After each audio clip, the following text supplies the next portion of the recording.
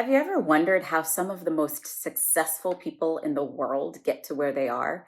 As you look at Christian leaders or church pastors or CEOs and executives, maybe even just folks in your neighborhood who you look at and you go, I wonder how they got to where they are. If you have, then this week's podcast is for you.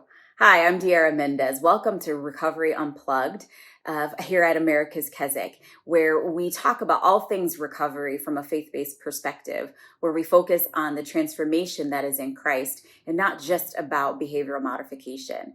And so this week we're talking about one of my favorite topics. We're talking about goal setting. And goal setting is one of those things that I think we all hear about, but we really don't always know exactly what to do. We've heard SMART goals, maybe. You've heard that you got to know where you're going. And so today I'm going to just take a few minutes of your time just to talk about what goal setting means in light of recovery, in light of your life, and how we can glorify God with the lives that we live. So my point this week is really quite simple. The point is you got to know where you want to go in order to get there. And you might be wondering, it's the middle of the year. Nobody's really thinking about goals. Nobody's really talking about resolutions. But now is better than any time to really reassess where you are in terms of what you wanted to accomplish in 2022. You see, we all have just one life to live, and it's the greatest resource that we've been given. None of us have any more or less time than anyone else in any given day. And how we choose to allocate this life and that time that we've been giving makes all of the difference. As Christians, I believe that we will all stand accountable for what we did with our lives. And even if you're not a believer and you're watching this, don't you want to live a life that has meaning and that you're living for someone or something bigger than yourself? You know, that's actually what research shows, that people who live fulfilled lives are committed to something, some purpose that is far greater than themselves. And some of us might feel like we've lost time. You know, you've lived a few years in addiction or in codependency, failed marriages, failed relationships, estranged from your children. But the truth of the matter is that's not true, because our experiences in recovery is that we because of it, we demonstrate something called grit and perseverance and resilience, which means we know how to get back up again, which means we know how to keep moving forward. And so I want to talk about today that I think really people in recovery are some of the grittiest folks that I know. And they're gritty and they're resilient because they learn how to set goals and move forward. You know, in recovery, one of the greatest goals that we can set is one of freedom. And I don't know about you, but the whole idea of freedom is certainly something that I want to pursue. Who wants to be in bondage to things that are not safe, not good, not healthy for themselves, that hurts people around them? And so when we're talking about goals, think of it from the perspective of, what do you want your life to stand for? What do you want your life to mean when God calls you home? So there are a couple of benefits actually to goal setting. And one of them is it orients you in a direction. You know, we can pick any direction we want to go. And generally, the one that we look at is the direction that we go. Goals become the focal point of where you want to go, and it orients you to travel that journey along that path. Goals also motivate us. They give us a sense of purpose, of reason that we get up in the morning. Goals also help us make decisions. If you really want to be able to make wise decisions, be very clear about the goals that you're setting, because they will actually become the filters for what you say yes and what you say no to. And still, with every good thing, there comes some negativities. And so for those of us who might be type A personalities, goals can actually go too far. We can be so bent on achieving a goal because it's on a piece of paper, because it's on the to-do list, that when we realize that maybe this wasn't the best idea, or things have changed, our circumstances have changed, we get rigid and we don't want to change directions. You know, they say that the best way to make God laugh is to tell him your plans. And while I don't necessarily go that far, I do believe that God asks us to make plans and hold them with an open palm so that he can intervene when it's necessary. Goals also can sometimes for people mean that they feel locked in, and especially when it's the wrong goal, that can be a disaster. And it's tough for a person who really likes to go with the flow. They don't like the fact that, well, I just can't wake up today and decide what I want to do. You could, but I guarantee that there's a better way. And the third thing is the wrong goals will actually take you in the wrong direction. And so we're going to talk a bit about how to avoid planning the wrong goals. So how do you know that you've set right goals? How do you ensure that your goals are meaningful and purposeful? And will those goals actually get you to where you want to be? Well, I believe that the right goals get you into the right destination. And the only way that you would come to those right goals is when you are very clear about the vision that you want for your future, even if that just means for this current season. Vision is like the North Star. If at any point in the sky you look up and you want to reorient yourself to where north is or where east or west is, if you can find the North Star almost in any part of the northern hemisphere, it's going to be in about the same location when you look up. And so that's kind of what a goal does. It reorients you. It keeps you fixed on a point that can get you to where you're going. Proverbs says it like this: where there is no vision, people perish.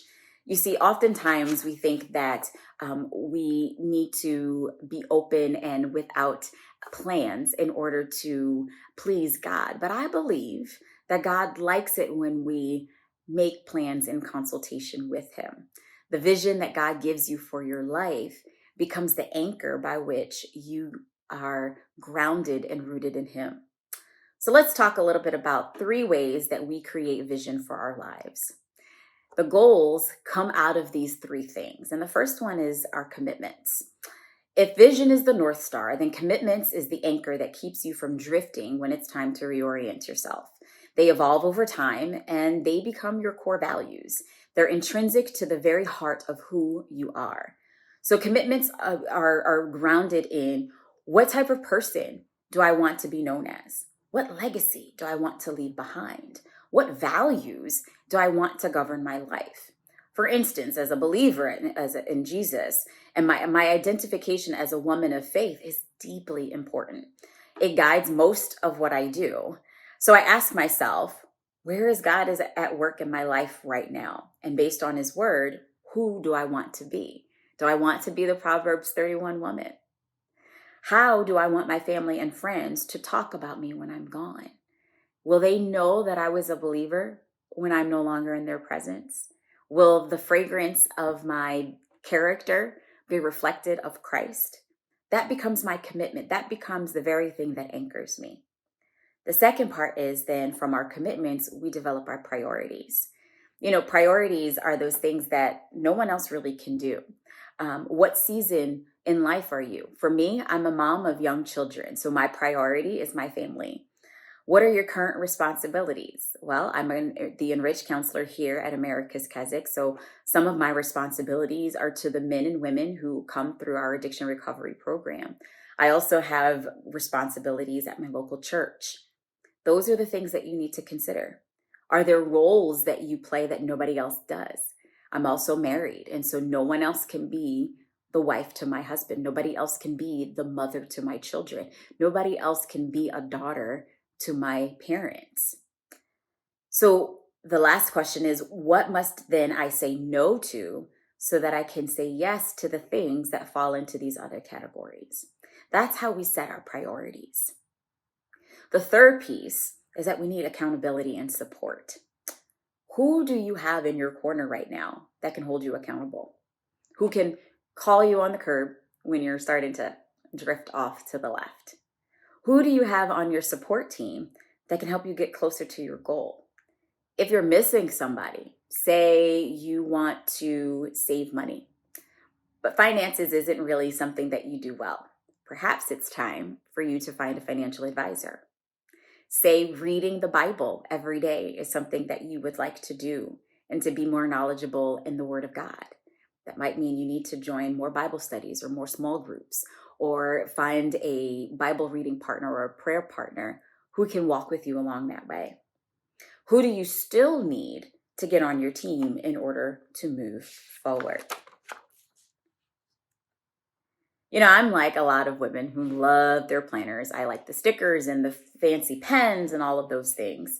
Um, and one of the things that I realized about planners over the last few years is they really don't get me where I'm going unless I'm very clear about what that is. And so, in spite of all that has happened over the last few years, one of the things that I realized is that when I got very clear about who God wanted me to be, what He was calling me to do, I was able to restructure my life. I was able to restructure my calendar. When I looked at my calendar, was it filled with the things that actually get me to where I'm supposed to go? Were they filled with the appointments that distracted me? See, that's a way that we can check ourselves and to find out, am I really heading in the direction that I want to go? And when we find out that we're not, we can go back and look at the goals, not to shame ourselves, but to really wonder, is this really the goal that I want to achieve? Remember, only the right goals will get you to the right destination. And the right goals only come when you have a clear vision of where it is that you want to be. Even when there is a 75-mile detour that life throws at you, when you are clear about the destination that you want to get to, doesn't matter. You will instinctively reorient yourself and get yourself back on track so that you can adapt. Clear vision helps you set the right goals, which keeps you anchored to the right things. And oftentimes we set goals because we think we should or because they're popular, get healthy, eat better, save money, get out of debt. But sometimes our goals really need to be a bit more basic. They need to be about the vision that God has given you for your life that brings fulfillment to you and glory to His kingdom. You see, when you're motivated by such a purpose that is connected to eternity, there's nothing that can stop you. The God of heaven is on your side, making sure that you will have the right opportunities, that when you put in the work, when you pray and you agree with God about what it is that's supposed to happen in your life, that He will give you the opportunities you need in order to get where you're supposed to be. When you're clear about where you're going, you don't have to sweat the small stuff. Of course, the enemy is going to fight. Of course, the enemy is going to bring challenges and life is just going to happen and mistakes are going to happen. But I promise you that when you commit your goals, when you commit your ways to God, He will give you the desires of your heart. He will not only delight in you, but you will be able to delight in Him. So this week, I want you to go back, look at your calendar from the last 6 months. Look at those resolutions that you wrote down in January. And I want you to really pray over them and look at them and see, are these really the right goals for me this year? Or were these just nice to haves? What really gets you up in the morning? What is that whisper God has in your ear that says, this is what I want you to do? Take some time, dream, cast the vision. Answer these questions that I shared with you for yourself and see what you come up with so that you can make a plan to end 2022 as the very best year ever.